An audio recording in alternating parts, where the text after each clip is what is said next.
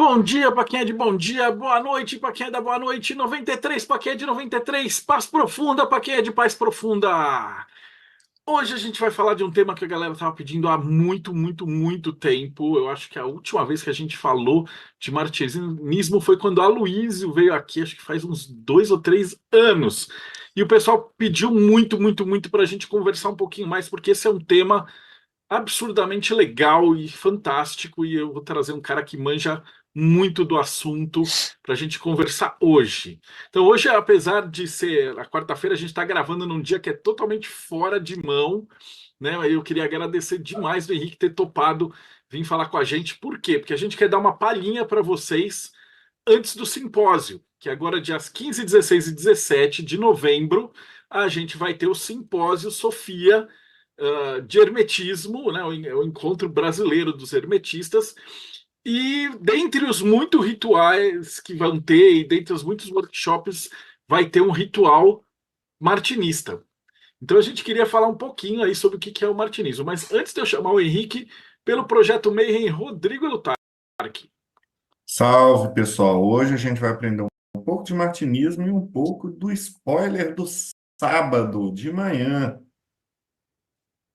Bom, e também, então, vou convidar aqui meu grande irmão Henrique. Salve, grande.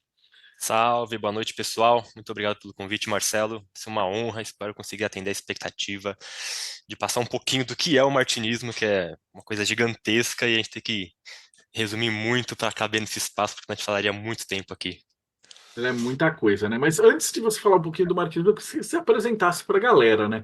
Então, você estava pequenininho, comendo hóstia, e aí depois de 30 anos, continua, né? Mas agora é gnóstica. Mas tô trabalhando. Como é que foi a tua jornada? Cara, eu não comi hóstia quando era criança, não vim desse lado católico, nem cristão da coisa. Desde a infância, minha família, né, na minha infância, tudo, veio lá do espírita. Já na minha infância, minha família frequentava Umbanda também. Eu frequentei pouco na infância, mas conhecia. De vez em quando ia lá tomar uns passes, né? Divertido para criança. É, centro espírita era chato pra caramba, porque a gente criança a gente não quer ficar lá ouvindo, mas eu tava nesse meio de vez em quando também. Mas desde a infância eu era muito curioso com esse lado da espiritualidade, com as coisas que aconteciam. Às vezes eu via minha tia conversando com meu pai, que eles tiveram experiências na vida deles, falando de projeção astral, essas coisas todas que estavam acontecendo. Eu falava, meu Deus, que negócio legal é esse que está acontecendo? E então eu vim desse lado, né? E aí aos pouquinhos, né? Eu fui crescendo, fui estudando por conta, ia pesquisando. Na época tinha pouquíssimo de internet, eu não tinha muito acesso, então eu tinha que caçar onde dava. E às vezes era algum livro ou outro em sebo, depende, quando era um pouquinho mais velho já, né? Tinha uma graninha para comprar, mas antes era vendo o que eu achava, o resquício de internet que eu tinha acesso de vez em quando. E ia testando as coisas estranhas que a gente via na internet, sem confiança nenhuma. E beleza. Só que aí lá depois de muito tempo, né, estudando por conta, fui crescendo, comprando livros, mas sempre sozinho nessa época, assim, né? Não tinha nenhuma base de nada. Até que lá em 2011 que eu fui chegar na Mork. Como todo bom estudante do Brasil, a gente sempre cai na Mork, né? E aí eu comecei o lado mais direcionado dos estudos, dentro do esoterismo, do ocultismo, e ver para onde eu ia a partir disso. E logo que eu cheguei na possibilidade de alcançar a Tom dentro da Mork, né, eu achei ela muito interessante, a descrição que eles davam, todo aquele processo do caderninho, o primeiro caderninho que eles passam com as informações básicas, nossa, isso aqui é muito interessante, parece um caminho muito legal. E por que que eu achei isso? Porque mesmo antes da Mork, um dos meus autores favoritos é Papus. E eu lia muito dele, achava muito interessante, porque a didática dos livros dele é maravilhosa, ele escreve muito bem. Os livros dele são, apesar de terem assuntos às vezes muito complexos, ele escreve para quem está iniciando, ele escreve ensinando, não é apenas colocando informações avançadas, né? Então era de fácil compreensão. E aí eu vi que papo estava intimamente ligado com o martinismo, né? Na época, apenas a Tom que eu conhecia, que eu sabia que existia. E eu gostei. E apesar de, querendo ou não, né, como eu vim do lado espírita, de um lado de Umbanda e afins, e cresci num meio que a gente sabe que acaba tendo uma visão muito negativa do lado cristão da coisa, que a gente vê as igrejas por aí, vê tudo que acontece, a gente tem esse preconceito muito forte, mas eu falei, não, ok, vou dar uma chance, por mais que eles falem, tem um viés judaico-cristão, o martinismo, é uma ordem de caramba, ok, vou dar uma chance, né? Se eu gosto da morte, por que lá vai ser uma coisa chata? E aí eu fui me iniciar lá em 2014, já faz aí um pouco mais de 10 anos que eu me iniciei no martinismo. E aí foi uma jornada que começou pela Tom, eu me formei na Tom, né, alcancei os 3 graus do martinismo dentro da Tom, né, o associado, o iniciado, o superior incógnito, ou superior desconhecido, como também é chamado. Terminei meus estudos lá, e depois que eu virei SI na Tom, aí eu fui conhecer outras ordens, que estou mais intimamente ligado hoje em dia, mas é isso, né, esse primeiro contato veio muito disso, de uma visão que era espírita, não tinha um viés cristão, caiu para uma parte esotérica da Mork, né, o que ele tem ali, e foi cair para o martinismo, que tem essa tradição judaico-cristã por trás, querendo ou não, com uma visão bem diferente, a gente pode falar disso também, mas tem essa roupagem, né, judaico-cristã, e aí já estou muito tempo lá, e para mim, uma das melhores coisas que aconteceu. Cara, é fantástico, né? O pessoal, eu te encontrou com o Henrique ontem, que a gente estava fazendo com a Pri, numa iniciação, e foi muito alegre de tipo, chegar lá e estar o Henrique, o pessoal que a gente conhece de muito Sempre muito tempo. bom. É sempre maravilhoso, um dos rituais mais bonitos, assim. Acho que o martinismo como um todo, ele é muito bonito, assim, né? Ainda mais você compara com aquele estilo mais brutal da maçonaria, que é pesado e tal. E o martinismo é sempre doce, ele é sempre legal, perfumado, é uma coisa, assim, muito bacana. Eu acho que eu vou começar com a primeira pergunta, Henrique, é você contar um pouquinho da história do martinismo. Então, o que é o martinismo, em primeiro lugar, né? Vamos lá. O martinismo, a primeira visão minha, ele é uma filosofia gigantesca de vida, de mística, dá para colocar também de religião, né, desse lado religioso de se conectar com o seu divino, né? Então ele é toda essa mística. Mas academicamente falando, a gente pode dividir o martinismo, a história dele, em fases. Até porque se a gente fosse analisar muito friamente, o martinismo surgiu com papos em 1888, 89 ali. Mas a gente separando, como eu falei, academicamente, nós temos fases anteriores.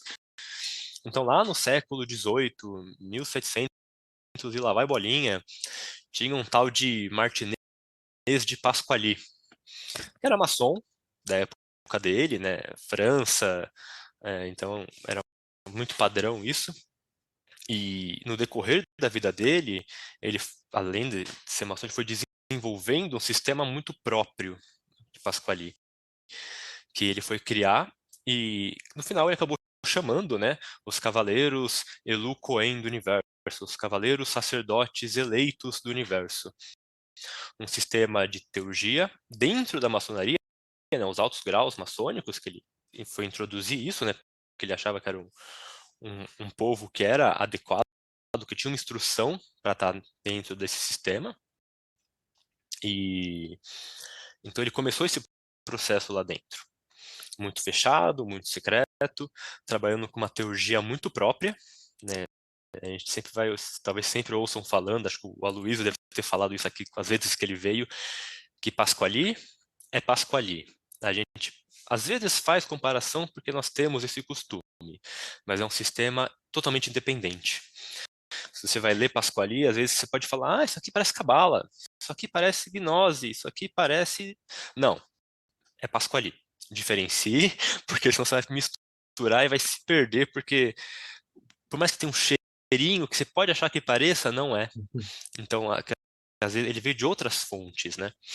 Então, tentem não misturar isso quando a gente vê isso. E essa foi a primeira fase do martinismo, né? academicamente falando. Pasquali criando uma ordem interna na maçonaria que era de teurgia. A teurgia de Pasquali, a ideia dele era você está ali para se elevar através do contato com os seres divinos, para ele, os anjos. Então ele está fazendo trabalhos de purificação do corpo e da terra, muita purificação, muita oração, jejuns específicos, muitos trabalhos mágicos, primeiro desse aspecto de eu sou um ser humano, eu estou na base da coisa, eu não sou nada, eu não sou ninguém, e tenho que me redimir. Então você pede muito perdão, muita oração para esse sentido.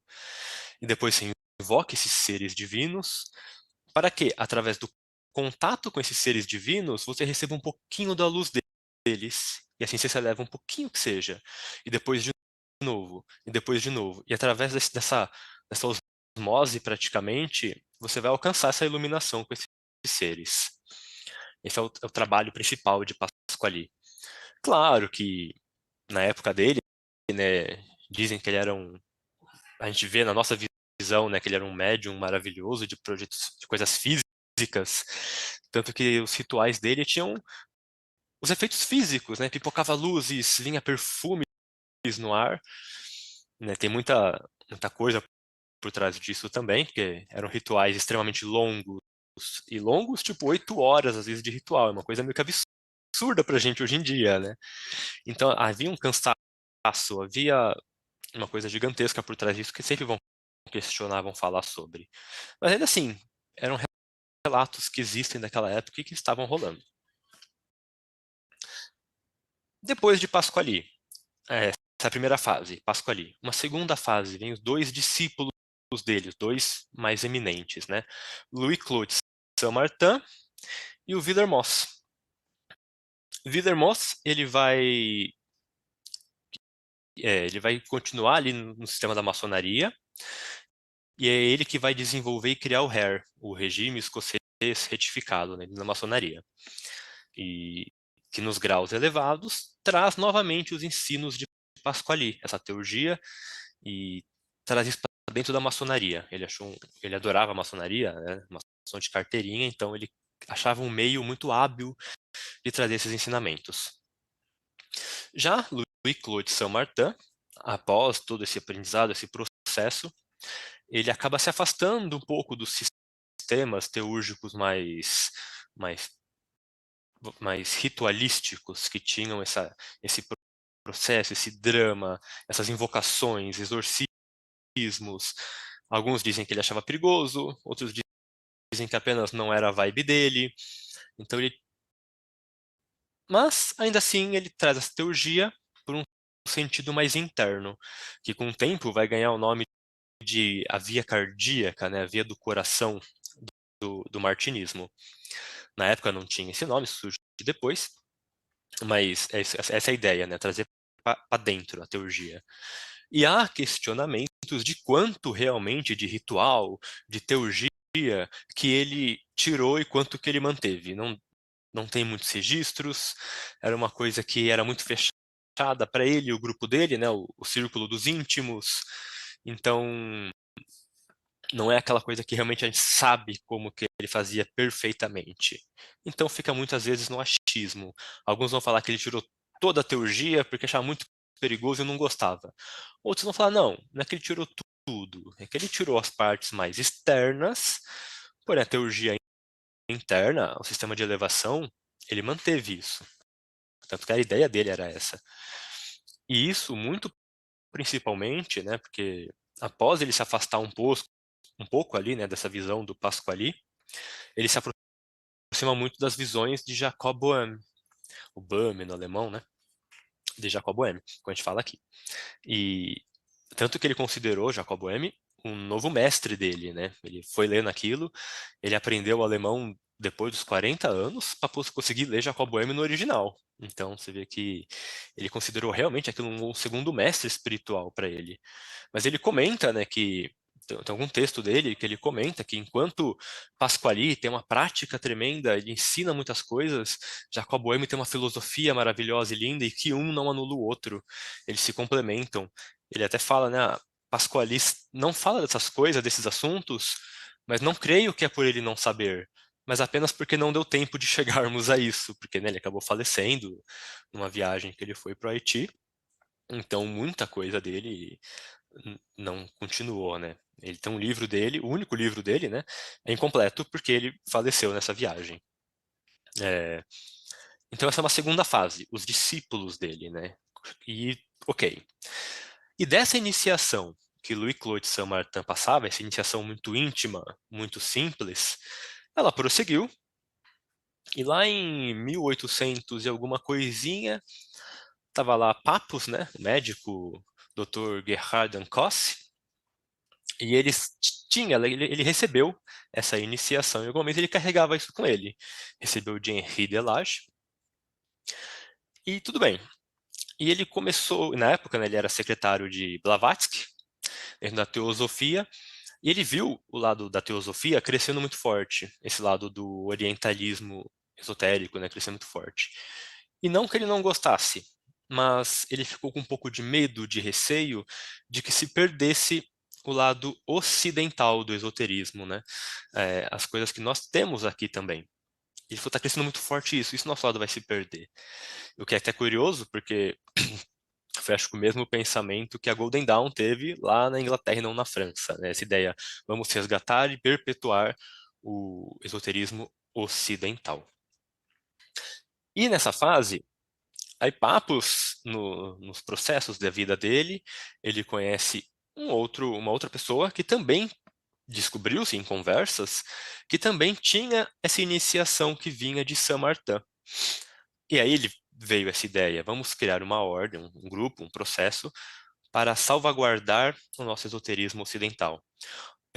Ou seja, cabala, astrologia, a nossa aqui ocidental, a alquimia, a teurgia, todo esse lado que nós carregamos aqui.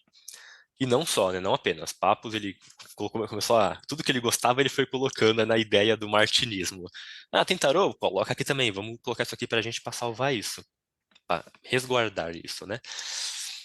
E tudo bem. Trabalho vai, trabalho vem, vai formando esse grupo. E forma-se, então, em 1888, 89, há controvérsias, forma-se a tão renomada Ordem Martinista, né? Uma ordem de papos, que o nome homenageia Saint-Martin. Por quê? Porque Papus, nas ideias dele, nos conhecimentos e estudos dele, ele fala que para uma ordem ser válida, uma ordem ter, vamos dizer assim, um poder realmente, ela ser algo que vai carregar uma iniciação, ela precisa de um mestre, no sentido mais amplo desse termo, né? Na sua cadeia iniciática. Precisa de um mestre já iluminado assim, vamos chamar assim, e ele tem que estar lá na cadeia. Então ele, sabendo que ele e o outro amigo dele carregava essa linhagem de Saint-Martin, ele não coloca de início, né, mas depois surge a ideia de ser o nome de Ordem Martinista, homenageando Saint-Martin. E claro, aí essa foi uma terceira fase ali do martinismo, que quando chega em Papos, e aí tem os processos de estruturação, as reuniões que acontecem, tudo que se forma naquele momento, as ordens que ele agrupa, né, porque na época o martinismo acabava tendo ordens internas, ele era a primeira via, né, um momento de, não apenas de entrada, mas ele tinha esse processo de dar a toda a base do esoterismo, tanto que uma das ordens internas que existia naquela época era a ordem cabalística da Rosa Cruz, né? Então, que era muito forte lá, que dava os graus de bacharel, licenciatura e doutor em cabala. Estava naquela época muito forte com ele. Não durou tanto, por causa dos falecimentos na época, então ela ficou meio... Foi, engatou, não foi muito, ficou por ali. Mas existiu, sua linhagem existiu, permaneceu muito sutilmente até os nossos dias, ainda existe por aí linhagens disso. Enfim, e o martinismo se estruturou muito naquela época desse jeito. E Papus, lá na época dele, ele criou um processo para o martinismo crescer de maneira absurda, diferente de algumas outras ordens, né? Que foi o processo da livre iniciação, que além dos graus iniciais do martinismo, né, o associado, o iniciado, o superior desconhecido, existe o quarto grau, né, um grau administrativo, um grau que nem todos vão receber, porque às vezes não é o caso para cada um.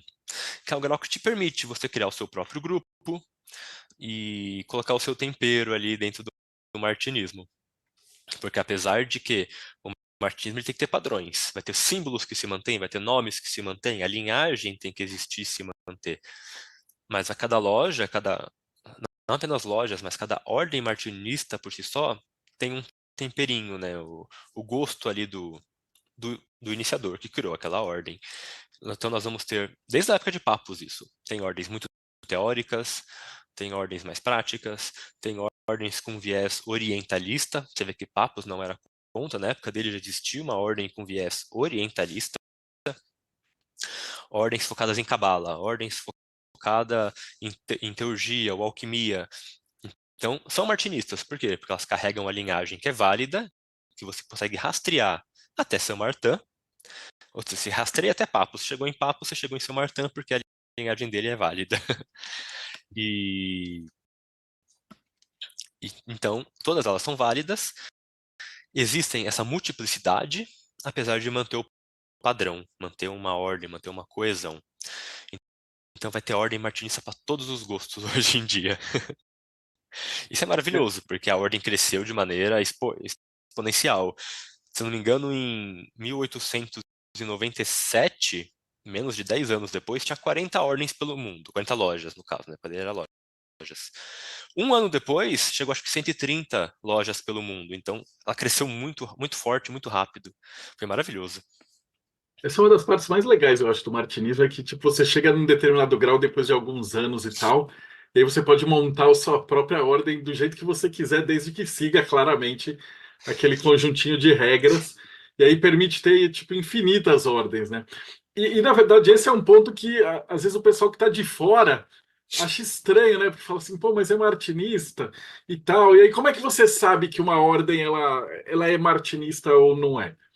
Porque depois, como é que você sabe que a ordem já não avançou tanto para fora da casinha que ela tipo saiu da casinha? Essa era uma dúvida que o pessoal me pergunta muito. Olha, isso é complicado, exatamente por isso, primeiro. Imagina que você chega numa ordem que você nunca ouviu falar, você não viu o site, não viu nada, te convidaram e você foi. E você entra e ela é cheia de referências cabalistas, bem pro lado judaico, por exemplo. Tá errado? Não, porque é uma ordem judaico-cristã que pode tratar de cabala. A questão é, o que ela mantém de martinismo? O que são ali os principais landmarks do martinismo? Os símbolos martinistas, né? Então nós vamos ter o pantáculo, que é o símbolo principal dele, que tem um simbolismo profundo por trás. As vestes martinistas, às vezes muda um detalhe ou outro, às vezes a gente vê mudança de cor numa ordem, tem outra cor. Isso não é o mais importante. O símbolo do ornamento está lá. Então nós temos dentro do templo, né, sem dar spoilers, mas nós temos o altar de um jeitão específico, também aquilo ali é padrão, tem que estar daquele jeito. Em essência, acho que é isso o principal. As vestes dos membros. E uma outra estação dentro do templo também, que está perto do mestre lá. Também está lá, tem que estar lá. O resto é meio que cada um a seu gosto. Eu já ouvi falar, eu nunca frequentei, mas eu já ouvi falar de ordens martinistas que uma das partes da veste não usa. Ela deixa lá no altar, mas os membros não precisam usar. Está lá no altar apenas. Mas está representado, está lá dentro, então faz parte. Só que o jeito deles não é o membro usando. Então você vê que diferença, né? Enquanto estiver na sutileza, acho que tudo bem. Se você começar a desvirtuar a coisa, vamos tirar as vestes, não precisa mais. Aí você fala, opa, deixou de ser martinismo, né? Então Essa parte é legal. E aí você multiplica isso para o resto do mundo, né? Então imagina quantas ordens deve ter na França, quantas ordens diferentes deve ter na Nossa. Inglaterra. Então essa é a beleza. Outra pergunta que o pessoal costuma fazer é que é preciso ser Rosa Cruz para ser martinista? Essa pergunta vem da Amor, que eu já sei a resposta, mas vamos ver se você Exato. consegue explicar isso didaticamente. Vamos lá. Só se você for Rosa Cruz da Amorc. Porque aí a Tom, ela é só para quem é membro da Amorc do primeiro grau ali deles de templo, né? Tá mais ou menos 1 ano e meio ali, aí você recebeu um certo grau, aí você tem que ir para, você pode ir para Tom se quiser. A tradicional ordem martinista, né? Mas fora isso, tirando a Tom, tirando a Amorc, o rosacrucianismo e o martinismo são muito ligados, Mas, geralmente, é até curioso, né? Porque na MORC, você primeiro é membro de uma ordem Rosa Cruz, para depois virar martinista. Meio que no resto do mundo, pelo que eu já pesquisei, já vi, vivenciei, primeiro você vira martinista, para depois encontrar ordens Rosa Cruzes internas. Então, no geral, é meio que o contrário. Você não precisa ser Rosa Cruz para ser do martinismo, né? Então, você vai encontrar o contrário. Você vai virar martinista, vai estudar, e no futuro você vai encontrar vias Rosa Cruzes para percorrer esse caminho, se for do seu gosto, se você quiser e tiver interesse. Então, a resposta direta é não, porém Não. depende se for da MORC. A impressão que eu tenho, na verdade, e eu gosto muito disso da Amorc, é que eles fazem uma pré-seleção. Porque o martinismo, ele não é, assim, ele é sensacional, mas ele não é exatamente fácil. E Tá. tem exercício, você exige uma dedicação, né? Você vai ter orações, você tem todo um processo. E eu acho que se você pudesse entrar direto no martinismo, do jeito que a Mork faz, que é popularizar a Rosa Cruz, eu acho que ninguém ia durar. Então, e a pessoa ia acabar saindo do martinismo e ela não ia aproveitar a beleza que é. Então eu acho que eles falam assim, não, peraí, você quer ser martinista? Então vamos acompanhar um ano de Rosa Cruz para ver se você é sério. E aí, se você for sério, aí você entra no martinismo. Outras ordens que eu vi martinistas, na verdade, você passa por um processo de seleção. Aí Sim. cada uma é cada uma, tem entrevista, às vezes não, às vezes você tem que fazer o livro Tem do um curso, treinamento mágico, tem um por um exemplo, tem um cursinho curso, gigantesco. a Pri tirou para usar. Tá vendo? Mas esse Casa curso do de. treinamento mágico, eu já vi gente falando que levou mais de um ano para concluir ele inteiro certinho nos ditames. Então, entre aspas, tá nesse tempo de preparação também. Você pode fazer um pouco mais acelerado, se você já tem um conhecimento prévio, você consegue desenrolar um pouco mais rápido, não precisa durar tanto também. Mas, no geral, ordens martinistas vão ter uma seleção um pouquinho mais rigorosa, né? Você se inscreve, você encontra as ordens, elas são discretas, né? Você mais se encontra, e nesse processo você tem um cursinho preparatório para você sentir que, né? Porque às vezes você não sabe o que que é martinismo. Muita gente chega perdida achando muito romantizado e fala, gostei.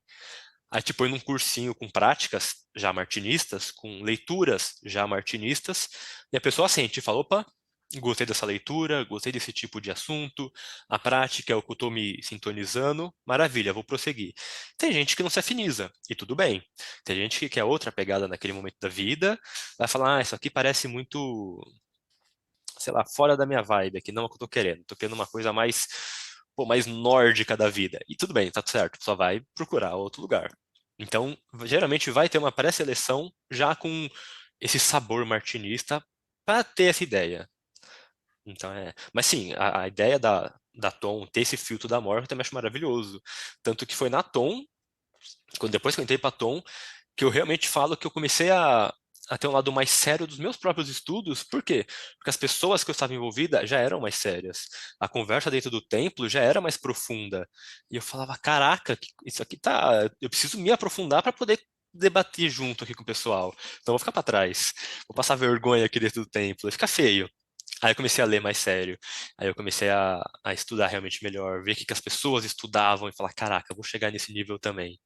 E um dia eu chego lá, né? Um dia A gente vê que é tipo uma ordem mais. Não vamos falar que é ordem para adulto, mas acho que é uma ordem para quem já tá querendo alguma coisa mais séria, né? já tá Assim, tem calejado, uma né? cela de dedicações. Você vê, por exemplo, a SCA, acho que é uma das mais conhecidas, e ela é super, ela exige muito, né? E às vezes essa Nossa, pessoa muito. entra numa ordem martinista, ela tá despreparada, é muito jovem, ou não tá equilibrada, ou não sei o que, às vezes ela acaba perdendo o passo, né? Sim, Então, é fácil, é normalmente o que a fácil. gente vê nos grupos martinistas é que é um pessoal um pouquinho mais velho que a média, que já passou por outras ordens, ou maçonaria, ou alguma coisa, ela meio que já se encontrou ali, e aí ela avança nesse caminho da reintegração, né? Exato. E aqui, só voltando um pouquinho para minha vivência e trazendo essa lado do martinismo, que eu acho curioso, que como é que eu mesmo fui acabar pegando essa visão do martinismo cristão, e hoje em dia não é uma coisa que eu tenho, aquele preconceito de cristão que a gente tem, né? Que no começo eu ainda ficava com o pé atrás. O que está acontecendo? O que que é isso aqui, né? Tá falando, tem um viés cristão, mas é diferente do que a gente vê por aí. Mas com o tempo a gente percebe que não só o martinismo, mas muitas das ordens do esoterismo ocidental vão cair nessa visão, nessa roupagem cristã. Por quê? Porque a visão ocidental está muito enraizada nisso. No judaico-cristianismo, né, então pode pegar mais para um, mais para outro, mas está ali nessa passagem. Se a gente for falar de movimentos e estudos Rosa Cruzes, vão pegar lá os 3 manifestos e afins, é cristão. Então, você vai cair em cristianismo de novo. E você fica falando, caraca, mano, isso aqui é super legal, mas é cristão. Será que meu preconceito tá errado? Será que não é daquele jeito que a igreja fala pra gente, que a gente ouviu falar? E aí? E fica confuso. E você vai estudando, você vai estudando, você vai estudando. E uma hora você percebe que o cristianismo esotérico, o cristianismo místico, não tem literalmente nada a ver com o cristianismo que a gente vê na igreja. Com o que a gente está ali vendo. Não tem nada a ver, no caso, uma visão externa, né? A visão interna ali que eles vão ter, com certeza vai chegar naquilo. Mas a visão externa que é passada para os fiéis, que fica naquele discurso de igreja apenas para fiel ver, apenas para trazer o lado moral da coisa, ele é muito fraco. Ele é muito apenas, tô passando moral para as pessoas seguirem essa moral e ter uma sociedade aceitável. Mas se você cai para o esotérico da coisa, é muito simbólico, é muito profundo, é muito interno. A gente vai falar do Cristo cósmico, né, que a pessoa ouve falar. Ao mesmo tempo que você pode imaginar isso como uma energia externa gigantesca atuando em tudo, você pode voltar aquilo para o seu próprio centro e falar, não, isso aqui está dentro de mim, está dentro de todos os seres, aquela fagulha que ilumina tudo. Então, apesar de ter uma roupagem cristã, você pode, com o tempo e o estudo, você consegue perceber que é apenas a roupagem. Por ser uma tradição no sentido mais amplo da palavra, que é a tradição imorredoura, né, aquela tradição perene que a gente estuda, ela fala a mesma linguagem que todos os outros grupos que a gente pode chamar de tradicional. Então, você tem grupos tradicionais hinduístas lá, da yoga, eles falam a mesma coisa com uma linguagem muito própria. Eles vão falar do yoga, dos deuses hindus, e que para quem não conhece vai ficar achando brisa, mas para quem conhece um pouquinho do esoterismo fala, nossa, tá dando outro nome, mas é a mesma coisa. É o mesmo do que eu vejo como aquele Cristo interno, é o que ele está falando ali. Essa energia externa divina tem ali também. E as mitologias, no caso, vão aprofundar esses conceitos esotéricos muito profundos, que é difícil de entender às vezes de chegar, mas são roupagens. Então, acho que é nesse contexto que acho que quem ouviu um pouquinho de martinismo ouve a palavra reintegração, que é o passo final do martinismo, vamos chamar assim. Mas tem 2 passos antes. O da regeneração, ao passo do meio, que é você se regenerar, você se iluminar, vamos dizer assim. E o primeiro passo, que é a reconciliação, que é você se reconciliar com quem?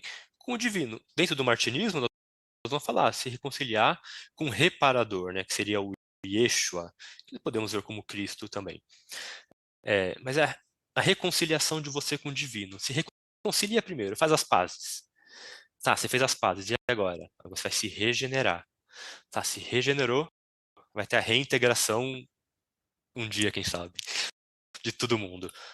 E nesse passo da reconciliação é onde você vai perceber que todas as tradições que merecem esse nome de tradição falam a mesma linguagem. Então é indiferente se eu estou estudando por uma via Rosa Cruz, ou seja, cristã, ou por uma via hinduísta, né, orientalista, vou pegar a via da teosofia, que tem seus estudos, muda a linguagem, mas está lá. É o famoso, vários caminhos levam ao mesmo local, né? Quando está dentro da tradição, essa é a ideia. Fantástico. Eu queria que você falasse um pouquinho, assim, tem vários rituais do martinismo e a gente vai levar um para o simpósio para a galera aprender. Então, sem dar spoilers, mas eu queria que você falasse um pouquinho. Ó, o ritual que a gente vai chama Adoratio e Oratio. Meu latim é péssimo, mas é algo assim. O ritual da teurgia martinista, de novo, né, ele é um pouco a mesma ideia de Pasquali, a ideia de você invoca seres divinos, você invoca Yeshua, invoca anjos, a ideia é atraia esses seres para si, para que você compartilhe a luz e receba um pouco dessa luz.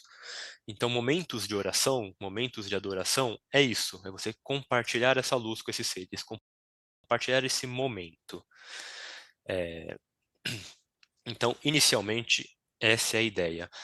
Mas esse ritual que a gente vai trazer é um momento de introspecção, é um momento de análise interior, é um momento de você parar, fechar os olhos, sentir esse contato, as invocações que são feitas, aquele momento ritualístico, as energias que são invocadas e trabalhadas, porque quando a gente se coloca dentro de um ritual, dentro de um processo mágico, teúrgico, a gente se coloca à disposição disso, além de nós nos harmonizarmos com isso, nós abrimos espaço para que essas forças invocadas encontrem ressonância em nós e assim possam atuar.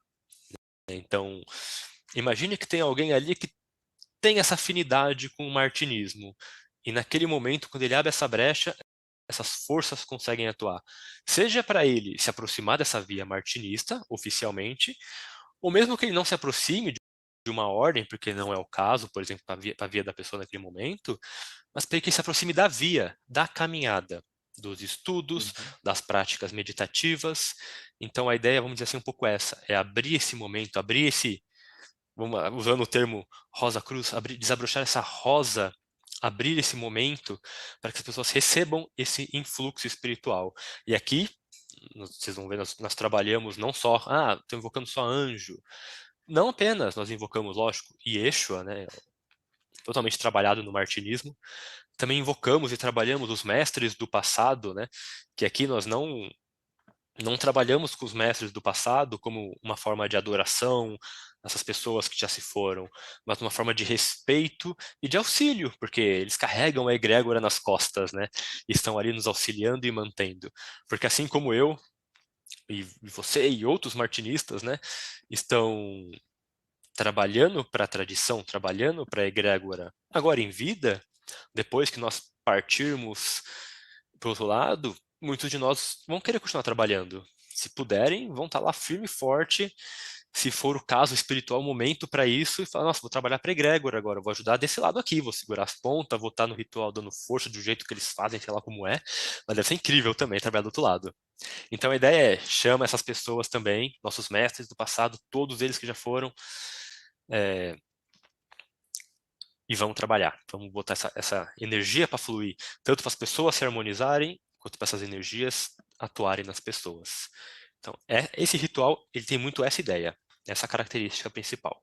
É esse tipo de harmonização. Deu para ficar um pouco claro? É maravilhoso. Só para o pessoal que está em casa, avisar que, por exemplo, esse vai ser o ritual que vai ser feito para abrir no sábado, né? Isso. E te deixa preparado. E vê como a Priscila e o Léo pensaram no simpósio, né?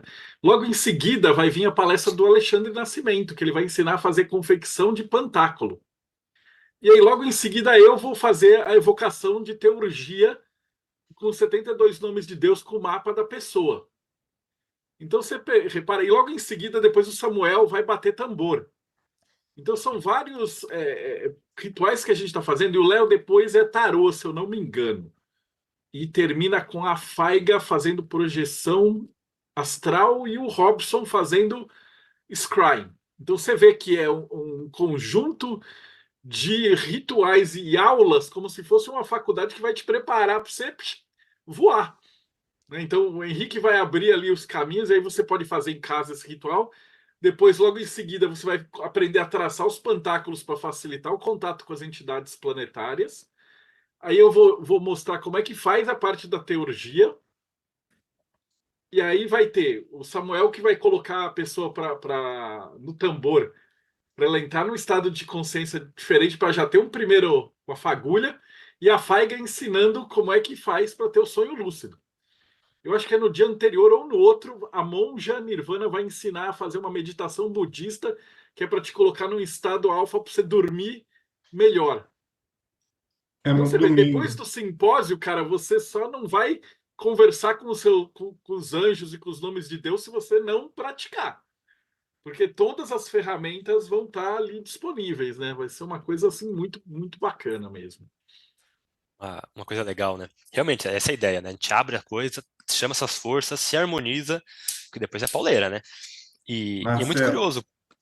Manda, Rodrigo. desculpa interromper, só para ler aqui o que vai acontecer na sexta-feira.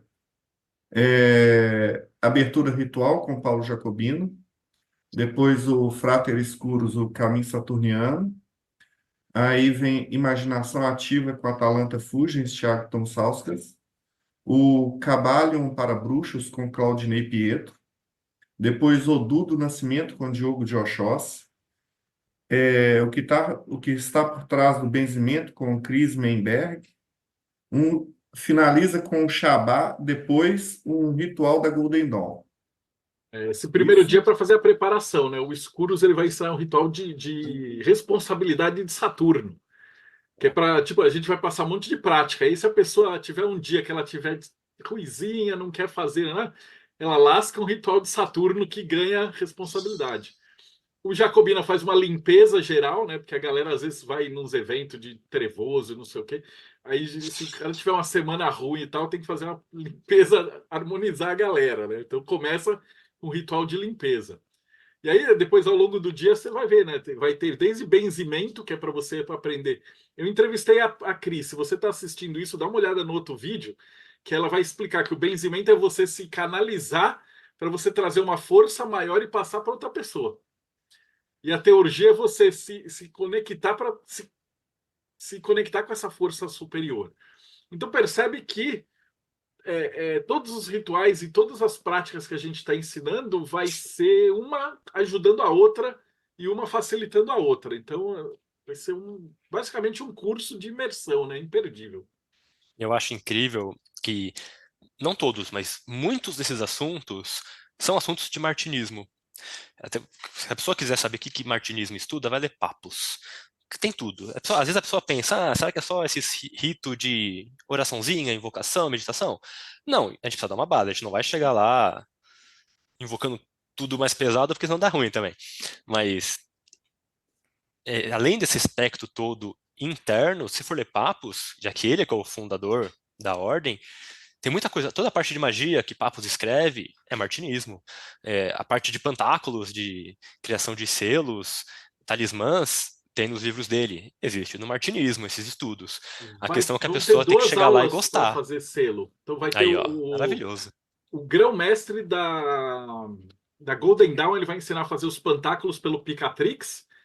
E o Yair Alon vai ensinar a fazer os pantáculos pela Cabala Judaica. Os dois são a partir do mapa. Então, cada pessoa que estiver lá, você já vai levar seu mapa astral. Aí, na minha aula, você vai achar os anjos. Na do Alexandre, você vai aprender a fazer os pantáculos para você. E na do Yair, você faz os de reforço da Cabala. Então, mano, você vai sair com um ferramental. E eu esqueci, o Robson vai fazer o Scrying, que é para facilitar sim. você enxergar o anjo a hora que ele aparecer. Então Muito vai bom. ter um ferramental. Acho que nunca foi feito nada parecido com isso, viu? Esse ano vai ser uma Gente, coisa galera de maravilhosa. peso boa. É isso aí. Pô, Henrique, eu só tenho que te agradecer, cara. Foi muito, muito legal esse bate-papo, Martins. Assim, é uma coisa que abrange em milhões de ordens, em milhões de vezes, e você consegue falar de um jeito tão didático assim que ficou fácil de entender a Agradeço. galera. Gente, quero tirar uma pergunta. Se Marcelo É tinha umas isso. perguntas, Rodrigo, que Ok. É maravilhoso, Martins. A gente sempre fala muito, adoro falar. Espero que eu gosto de ser didático e sucinto. Às vezes eu até acabo resumindo muito algumas coisas, porque tem coisa pra mim que não tem que enrolar muito, não. Tem que ser sucinto, direto ao ponto, e se quiser aprofundar, usa história. Esse livro do Jeff, que ele tem a história do Olha, martinismo. Então, tem na de editora, se o história de pessoal ficou tudo curioso, aí. tem muita coisa da magia aqui. O cara resumiu fantasticamente. Todas as histórias das linhagens, aí pega, sai, vai para Golden Dawn, fica na França, aí separa, aí vai ter. É maravilhoso. maravilhoso de estudando isso, né? E como tudo está interconectado. Sim. Ó, o José Esteves perguntou, mostra o livro aí, eu vou mostrar ele de novo. É esse aqui, ó. Chama História da Magia Ocidental. Eu não sei se ele reflete, às vezes eu tenho um problema aqui na minha Não, tá câmera, boa a Não, visão aqui. então tá vocês bom, conseguem mas ler tem uma bonitinho, outra, né? tem uma outra pergunta dele. Como Atom foi parar dentro da Amorque? Então, lá no martinismo de Papos, né, depois que Papos morre, ó, sempre, né, houve a morte do fundador, vai ter cismas, vai ter tretas, vai ter muita coisa para esse lado, é normal isso. Todas as ordens que existem acho que passaram um pouco disso. Muitas fecharam nesse momento. O martinismo sobreviveu primeiro por causa daquela questão da livre iniciação, porque já que era válida a iniciação deles, eles tinham essa outorga, mesmo sem o fundador, o martinismo sobrevive. Tá tudo certo, você tem a linhagem, isso é válido. Naquela época, depois disso, teve o Victor Blanchard, naquela época da cisma, né? Ele fundou a Ordem Martinista e Sinárquica, teve seu momento, uma outra ordem, e após algumas tretas todas ali, quem voltou foi o Chabozot, Agustin Chabozot. Ele foi um dos fundadores junto com Papos, e ele falou, não, vamos pôr ordem nessa casa aqui, ver o que está acontecendo. E aí ele reassumiu lá na época o comando ali do conselho e tudo mais, e criou a tradicional ordem martinista, né? Ou ordem martinista e tradicional. Enfim, e como ela foi parar dentro da Amorque, após esse momento, Primeira Guerra Mundial, essas guerras, os martinistas eram muito perseguidos.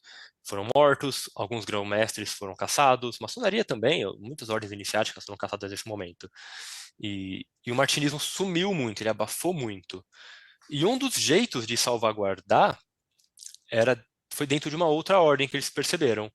E um dos iniciados na época, né, o Harvey Spencer Lewis, se não me engano, foi iniciado pela Ordem Martinista Sinárquica, mas ele já tinha lá todo o processo com a Mork e tudo mais, e resolveram dar a carta patente para ele e falar, ó, você tem a Mork, esse projeto muito grande, por que você não pega isso aqui, ó, e salva isso aqui aí dentro, vamos chamar assim, né? Você dá um jeito de resguardar isso aí.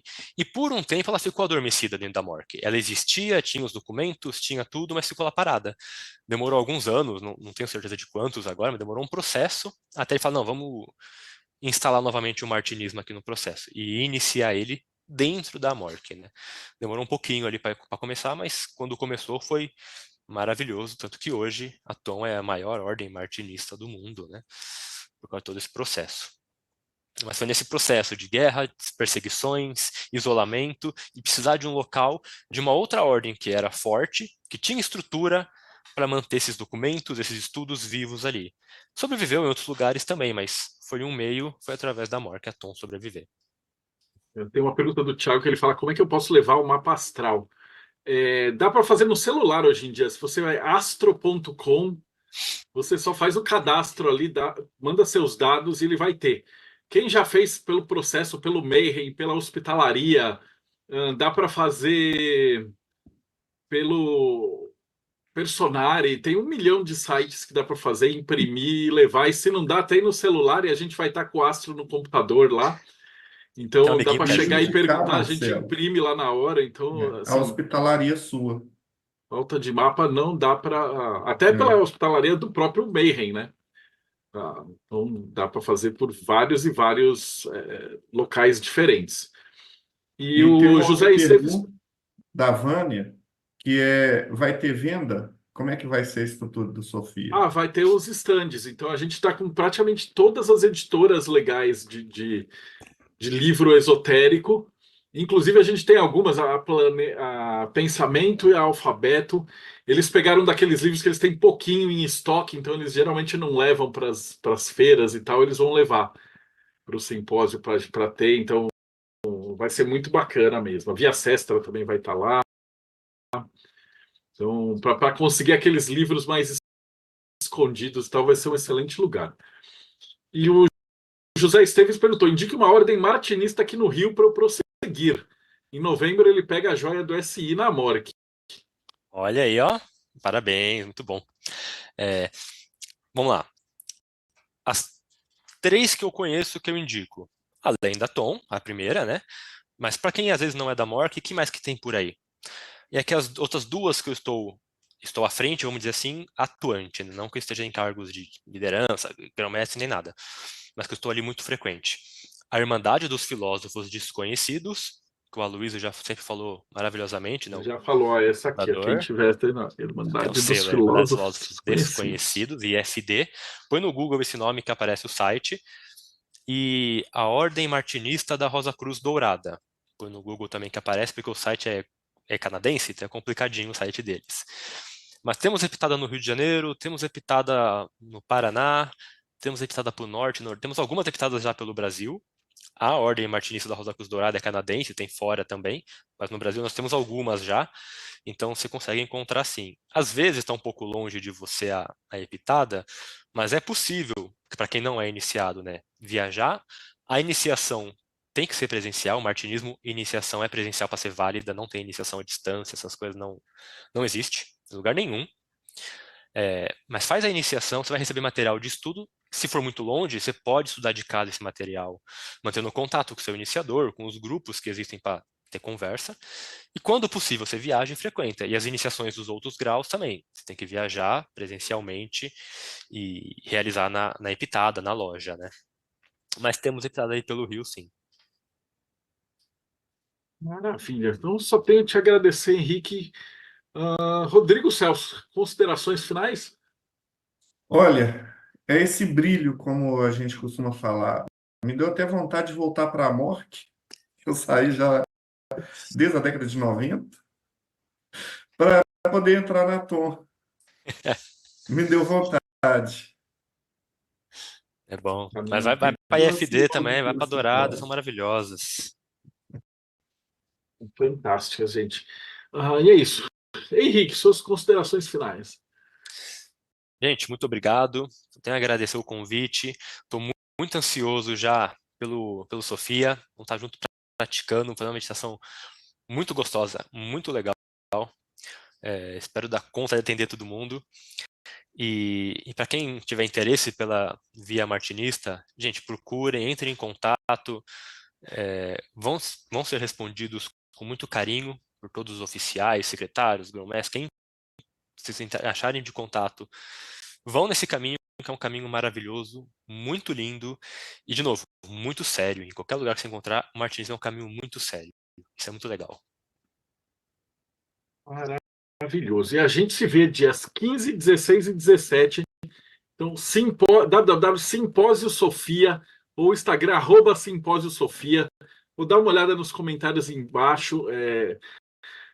Dias 15, 16 e 17 de novembro, acho que ainda tem ingresso, mas corre, porque esse vai ser um evento imperdível, galera. Então, obrigado, Henrique, obrigado, Rodrigo.